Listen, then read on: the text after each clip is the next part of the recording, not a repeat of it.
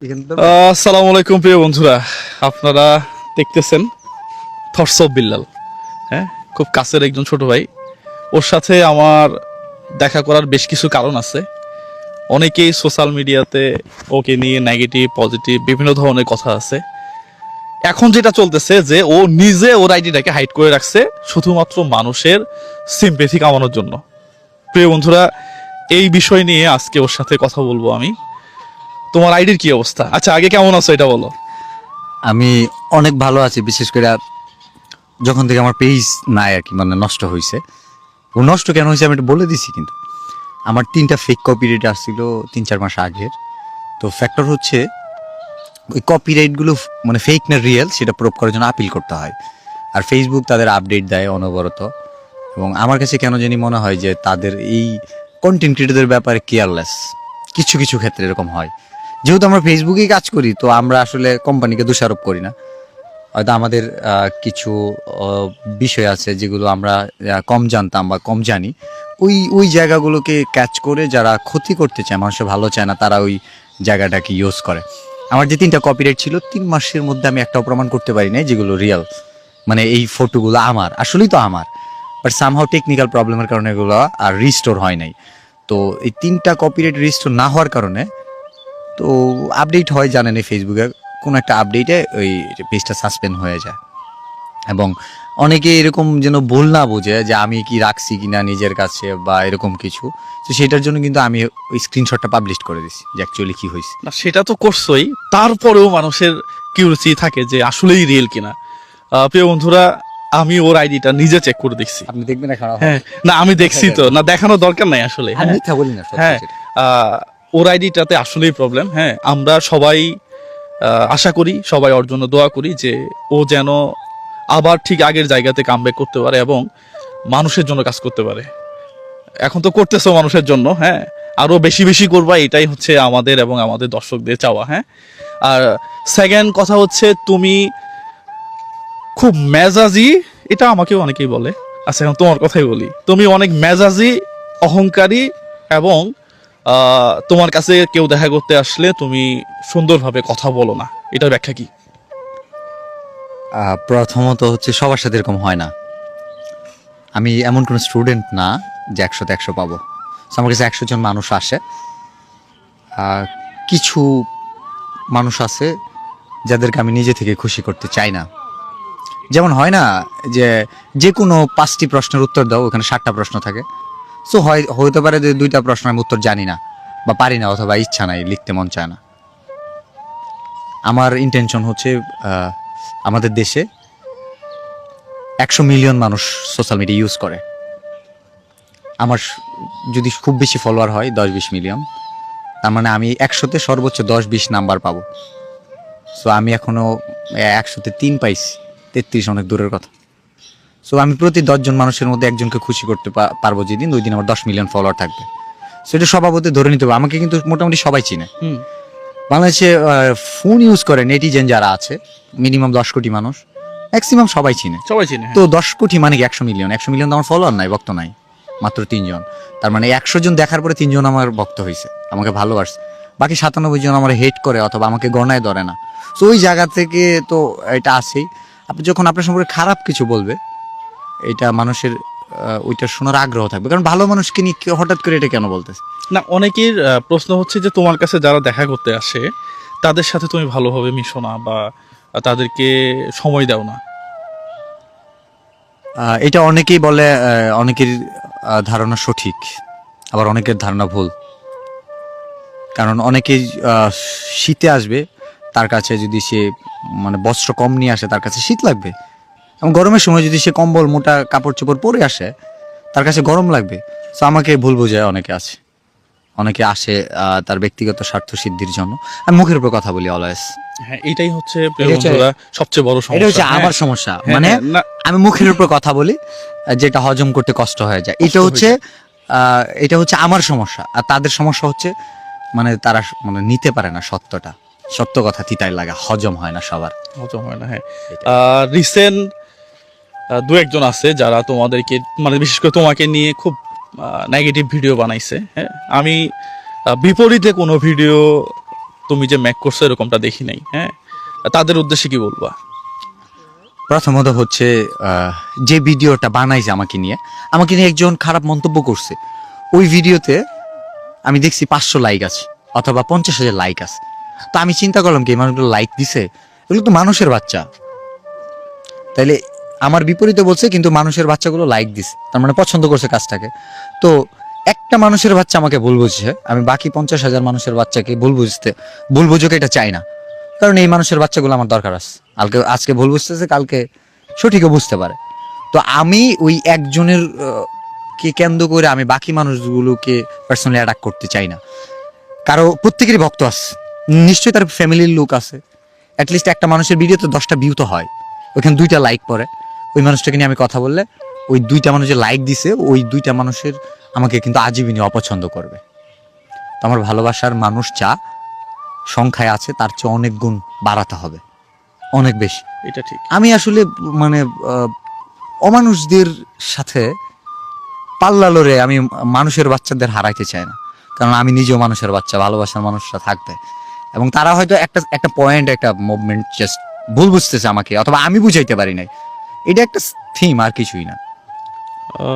প্রিয় বন্ধুরা, আমি তো ওর সাথে আসলেই আমার অনেক আগে থেকেই পরিচয়।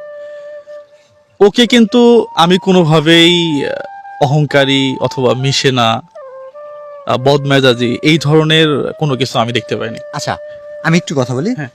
লাইক এই যে পানিটা ঘোলা না, হ্যাঁ হ্যাঁ ঘোলা দেখা যাচ্ছে, কেউ খাবেন, কিন্তু এখানে কিন্তু মাছ বসবাস করতেছে। হ্যাঁ। ও পরিষ্কার পানির চেয়ে এটা স্বাচ্ছন্দ্য ফিল করতেছে, হুম। বিকজ পরিষ্কার পানিতে তাকে দেখা যাবে তার জীবনের ঝুঁকি আছে, এরকমই তো। তো আমাদের কাছে গোলা পানিটা আমরা কিন্তু খাবো না, আমাদের কাছে ভালো না, কিন্তু যারা এখানে এই যে অন্য অন্য প্রাণী তাদের কাছে ভালো। ভালো So, কিছু মানুষ আছে আমাদের হেট করলে তারা খুশি হয় না, এটা আসলেই যারা এক একজনের যারা মেক করে ভিডিওগুলা তারাও কিন্তু একটা উদ্দেশ্য নিয়ে করে যে মেক করলেই তো আমি ভাইরাল। হ্যাঁ, আমি একটা কথা বলি, সেটা হচ্ছে দেখেন, যে মানুষগুলো আপনাকে নিয়ে বাজে মন্তব্য করবে, থটস অফ বিলাল বাদ দেন, যে মানুষটা আপনাকে দিয়ে মন্তব্য করবে, দেখেন চিন্তা করে মানুষটা আপনার পিছনে না সামনে। আমার ধরে নেন 1 মিলিয়ন ফলোয়ার, তখন আমাকে নিয়ে 2 মিলিয়ন যার ফলোয়ার, ও আমাকে নিয়ে কথা বলে নাই, because he is busy with his work, with his fan base. একদম একদম এইটাই, আপনার 4 মিলিয়ন ফলোয়ার না, হ্যাঁ 5 মিলিয়নের লোক আমাকে 5 নিয়ে কথা বলবে মিলিয়নের না। লোক কখনোই আপনাকে নিয়ে কথা বলবে না। আপনাকে নিয়ে কথা বলবে তারাই, ঠিক আছে, আপনাকে নিয়ে কথা বলবে তারাই যারা আপনার যোগ্যতায় আসতে চায়, কোনো কারণে পারতেছে না, অথবা যাদের আসলে চিন্তা ভাবনা নেগেটিভ। বিকজ অনেক খারাপ মানুষজন আছে, তো আমাকে আজ পর্যন্ত দেখছেন একটা মানুষকে ক্রিটিসিজম করে কথা বলতে? না, আমি আমি এটা দেখি না। আমাকে নিয়ে যারা কথা বলছে আমি কেউ তো চিনি না, আমি কি জানি না, আমি কি রোস্টিং জানি না? রোস্টিং এর বাংলা হচ্ছে গিবত। সো আমি একটা গিবত করব আমি মানুষকে নিয়ে? আমার ফ্যান বেজের মধ্যে এমন অনেক ভালো সলিড লোক আছে যে আমার কাছ থেকে গিবতটা আশা করে না। ওই একটা ফ্যানের জন্য আমি কাউকে পার্সোনালি অ্যাটাক করি না। একদম একদম আসলে আমি আপনাকে নিয়েও কখনো বলবো না কিছু, না, না, আপনাকে এটা ভালো বলবো, আমি মানুষকে নিয়ে ভালো বলতে পারি, কারণ সৃষ্টি সেরা জীব মানুষ, ঠিক আছে। এখন মানুষের ভিতরে অমানুষের যারা বসবাস করে, এটা তো মানুষ হিসেবেই বানাইছে সামহাও, তারা পরিবেশ পরিস্থিতি অথবা তাদের নিজের চিন্তাধারা ধ্যান ধারণার কারণে, তাই না? আমরা কিন্তু দেখছি ইতিহাস যদি ঘাটেন, ইসলামের ইতিহাসও ঘাটেন, ঠিক আছে, ইউসুফকে কুয়াই ফেলাইছে কিন্তু ওই পাড়া প্রতিবেশীরা না, ওরা কিন্তু নবীর সন্তানই ছিল না, আমি ভুল বললাম? ইউসুফের তো দোষ ছিল না। ছিল না। তো আমরা ভাই দুনিয়ার কত বেবিচারে, কত খারাপ কাজে লিপ্ত আছি। নামাজের টাইমে নামাজ পড়তেছি কিনা, ঠিক আছে, কোনটা দিনে যে টাকনুর নিচে আমার পা এটা ঠিক নাই, এটা আজকে আমি ঠিক করলাম, এরপর থেকে ঠিক রাখার চেষ্টা করবো। তো এরকম অনেকেই করি, ওদের তো কোনো দোষ ছিল না, আমরা প্রচুর ভুল করি, তাদের পিছনে তো লাগছে, তাদের পিছনে লাগছে। আর আমরা কারা? আমাদের পিছনে লাগবে, এটা স্বাভাবিক। মানে আমরা তো আসি, আপনি কি কইতে চান যে আমরা মানে এমন একটা লাইন আছে, আমরা কি দিনের প্রচার করতেছি, আমাদের দিয়ে কি পুরো পৃথিবী ওয়ার্ল্ডের কোনো পজিটিভ খুব ভাইবস আসতেছে, বাংলা ভাষাভাষীর মানুষকে কিছু একটা দেওয়ার ট্রাই করছে আমাদের জায়গা থেকে। এবং আমি আপনার এই ভিডিওতে বলে রাখি, সেটা হচ্ছে অনেকেই ভিডিওতে বলে, মানে মানুষকে হেল্প করলে, হেল্পিং ভিডিওকে বলে যে এটা মানবতার ব্যবসা। প্রথমত বলি, লজ্জা শরম যদি থাকে ওই মানুষগুলো বুঝে নিবে ব্যবসা হালাল না হারাম, আপনার কাছে শুনতে চাই। না, ব্যবসা হালাল। আর যে ব্যবসার মধ্যে মানবতাই মূল লক্ষ্য থাকে, ওই ব্যবসা কি খারাপ না ভালো? আমার কাছে তো ভালো মনে হয়। আমার কাছেও ভালো মনে হয়। আমার কাছে নিঃসন্দেহে ভালো মনে হয়। অবশ্যই ভালো মনে হয়। বিলিভ করবেন না, আমরা যারা এই যে হেল্পিং ভিডিওটা বানাই, আমরা জানি আমরা একটা রেভিনিউ পাই, আমরা পাই। আমার মনে হয় না যে হেল্পিং ভিডিও যারা বানায় এরা চিন্তা করে এটা আমি দান করলাম এখান থেকে সোয়াব পাবো। কি মনে করে জানেন, এটা একটা ভালো কাজ করছি, ভালো কাজ করছি। এটা ভালো কাজ করছি, আমি সন্তুষ্টি লাভের আশায়। কার কাছে? আল্লাহর কাছে। একদম একদম। নেকি হবে না এখান থেকে এটার কারণে আমি বেহেশতে যাব না জাহান্নামে যাব, এটা ম্যাটার করতেছে না। ম্যাটার করতেছে আমি তো অন্য একটা কন্টেন্টও বানাইতে পারতাম। মানুষ মনে করে এই যে ভিউ ব্যবসা, দেখেন আমি 1.5 লাখ টাকা তো ওটু দিচ্ছি, অথচ আমি মুখের কথা দিয়ে মাসে 15 লাখ কামাইছি। 1.5 লাখ টাকা তো ওটু দিছি, 10 মিলিয়ন ভিউ, আমি 10,000 টাকা ইনকাম না। আমি এখানে একটু অ্যাড করি। আমি যতটুকু জানি যে থরসব বিল্লালের ভিডিও বাংলাদেশে একটা আইডল, হ্যাঁ, এবং অনেক মানুষ থরসব বিল্লালের ভিডিওকে কপি করে তারা সোশ্যাল মিডিয়াতে নিজেকে দাঁড় করাইছে। পাশাপাশি অ্যাড করার বিষয় হচ্ছে ও এখন মানবতার ভিডিও করে যে টাকা ইনকাম করে এর চেয়ে বেশি টাকা ওর যে কন্টেন্ট ছিল, যে ধারাবাহিক কন্টেন্ট, এটা দিয়ে ও বেশি ইনকাম করতো। এটা সত্য কথা তো, এর চেয়ে 10 গুণ ইনকাম করতাম। এটা সত্য কথা, কারণ আমি তো জানি এটা, হ্যাঁ। তো আমিও এক সময় রাজনৈতিক কথাবার্তা বলতাম, বিভিন্ন ধরনের কন্টেন্ট বানাতাম, মোটিভেশনাল, ওগুলাতে ভিউ আসতো অনেক। কিন্তু যখনই আমরা মানবতার কাজে চলে গেলাম, এগুলাতে ভিউ কম আসে, কিন্তু এখানে মানসিক একটা স্যাটিসফ্যাকশন আছে, Yes. হ্যাঁ, ভিতরে একটা আলাদা তৃপ্তি আছে, ভালো লাগার একটা জায়গা আছে। আমার লাস্ট মাসে ইনকাম ছিল 7.5 লাখ এরকম, হুম আমাদের খরচ ছিল 5 লাখ সামথিং। হুম। আর আমি যখন 15 লাখ করে ইনকাম করতাম র্যান্ডম, তখন তোমার 1 টাকাও খরচ না তখন খরচ আমার ক্যামেরাম্যানকে দিতাম, আর বাকি 20-50 হাজার খরচ, মানে 1.5 লাখ টাকা খরচ, খরচ। 13.5 লাখ বিজনেস, হ্যাঁ, জাস্ট মুখের কথা। মুখের কথা। তো যে মানুষটা মুখের কথা দিয়ে লক্ষ টাকা ইনকাম করে, সেই মানুষটা যদি কাজ দিয়ে মানুষকে দেয়, আমার ইন্টেনশন ছিল না। এবং ইভেন আপকামিং যে প্রজেক্টগুলো ছিল, এমন প্রজেক্ট ছিল যে আমি এভরি ডে 1 লাখ টাকা দিব, মাসে 30 লাখ, কোনো সমস্যা নাই। কেন জানেন? আর টাকা তো আমার ছাপাইতে হবে না, বানাইতে হবে না, আমার ইনকামও করতে হবে না। সিস্টেমে আসবে, শুধু system-এ কি যাবে। জানেন, আমার ইনকামও করতে হবে না যে আমি ফেসবুকতে পাবো, দিতে হবে না। শুধুমাত্র এই সলিড মানুষ আছে না, সলিড ট্রাস্ট করে, আপনি তো জানেন। আমি বিল্লাল যদি আপনার কাছে বলি যে ভাই আমি এই কাজটা করবো, আমাকে 1 লক্ষ টাকা দেন, আপনি দিবেন না? দিবেন না বলেন? না, এখানে বিশ্বাসের জায়গা আছে, যে না, বিশ্বাসের জায়গা আছে। আপনি চান আমার কাছে, আমি দিব। আমার কোনো হ্যাঁ, কাজের জন্য স্বাভাবিক, চান, এটা স্বাভাবিক। আমার কাছে মনে হবে যে ও ওয়ার্ক করবে, মানুষকে হেল্পিং, এবং সে ক্রেডিট ডাজন্ট ম্যাটার। ম্যাটার হইতেছে আমরা তো মানুষের কাছে টাকা এনে দিতেছি। ইভেন আমাদের এমন একটা পরিস্থিতি দাঁড়াইছে, টাকা দেওয়ার জন্য রেডি। ভাই বলতাম যে আমাদের কাজ আসলে আমি নিব। আমি একটা কাজের জন্য একটা টাকাও কারো কাছে মানে নিয়ে মনে হয় না 24 ঘন্টা রাখছি। লাইক আমি পকেটে রাখতাম না, আমার টাইম নেই। ও আসতেছে, আমি এদিক দিয়ে গাড়ি নিয়ে বাইকে রান করছি। মানে এমন হয়েছে আমি গেছি, আমি ব্যাংক থেকে টাকা তুলে নিয়ে গেছি, তারপরে ওর টাকা আমার ব্যাংকে ঢুকছে। এই মানবিক কাজগুলো বেঁচে থাক। পাশাপাশি তুমি আনুমানিক ধারণা কি যে কতদিনের মধ্যে ব্যাক করতে পারো? প্রথমত আমি কন্টেন্ট ক্রিয়েশনে যদি ব্যাক না করি, আমার মানে আমার অস্তিত্ব তো একসময় স্বাভাবিক, মানে আমাদের যে আমার কণ্ঠ, আজকে কথা বলতেছি, নিঃশ্বাসের সাথে সাথে এটা ফুরাই যাবে। বাট আমি আমার লাইফে এমন কিছু মানুষকে আমার ভিতরে যা আছে দেওয়ার মতো, যেটা সোসাইটি মানুষকে দিতে পারবে, তাদেরকে দিয়ে যেতেছি, যাদের মিলিয়ন ফলোয়ার থাকবো, এবং তারা এভরিডে লক্ষ লক্ষ টাকা মানুষকে দিবে। এবং এইরকম আমার অনেক ভালোবাসার মানুষ তৈরি আছে যারা কন্টেন্ট বানাইতেছে, যাদেরকে 2-1 লাখ ফলোয়ার এখন ফলো করতেছে। তাদের এই যে 3.6 মিলিয়ন ফলোয়ার অনেকেরই হবে, এরকম 50 জনের হবে। এবং তাদের মুখ থেকে আমি যখন থাকবো না, তারা বলবে যে হ্যাঁ, থরসব বিল্লাল আমার ভাই, থরসব বিল্লাল আমার গুরু, থরসব বিল্লাল আমার অনুপ্রেরণা। না, এটাই তো হওয়া উচিত। আমি প্রায় ভিডিওগুলোতে একই কথা বলি যে আমি মানবিক কাজ করতেছি, এখানেই শেষ না, বা আমাকে ধরে রাখিয়েন না। যারা আপনি দিয়ে যান। হ্যাঁ, আমি দিয়ে যাচ্ছি, কিন্তু আমি মেসেজ দেই যে আরো মানুষ তৈরি হোক, ইয়েস, আরো মানুষ তৈরি হোক, তাহলে অনেক মানুষের হেল্প হবে। হ্যাঁ হ্যাঁ, বিল্লাল, তোমাকে অসংখ্য ধন্যবাদ। আর কিছু বলবা? হ্যাঁ, আমি বলতে চাই, আমি ব্যক্তিগতভাবে কিছু মানুষের ফ্যান আছি। এর মধ্যে এই কন্টেন্টের মাধ্যমে বলে দিই, এমন কিছু মানুষের ফ্যান আছি যাদের জন্য, মানে যাদের দুঃসময় আমাকে লাইক বলে না যে মাগনি কামলা আমাদের অঞ্চলে চলে, তো মানে ফ্রিতে কামলা দেওয়া, আমি কিছু মানুষের জন্য ফ্রিতে কামলা দিতে পারবো। বিশেষ করে আমি মেধার প্রতি অনেক দুর্বল।